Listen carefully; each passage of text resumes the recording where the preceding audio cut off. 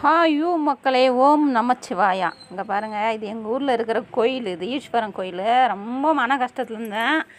அண்ணன் அபிஷேகம்னு சொல்லிட்டு காலையில் தண்டரா போட்டாங்க எங்கள் ஊரில். சரி, கோயிலுக்கு தான் போய் வரலாமே, நிம்மதி இருக்குன்னு சொல்லிட்டு போனேன். ஆனால் ரொம்ப நிம்மதியாக இருந்தேங்க, ரொம்ப நிம்மதியாக இருந்தேன்.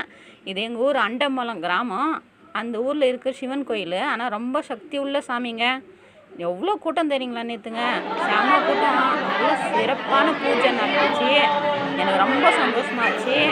பூஜைலாம் முடிச்சிங்க அங்கே அன்னதானம் போட்டாங்க.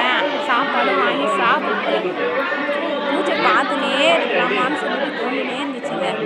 ஆனால் பார்க்க இங்கே இருந்துடலாமா, வீட்டுக்கே போக தேவையில்லைன்ற மாதிரி இருந்துச்சு.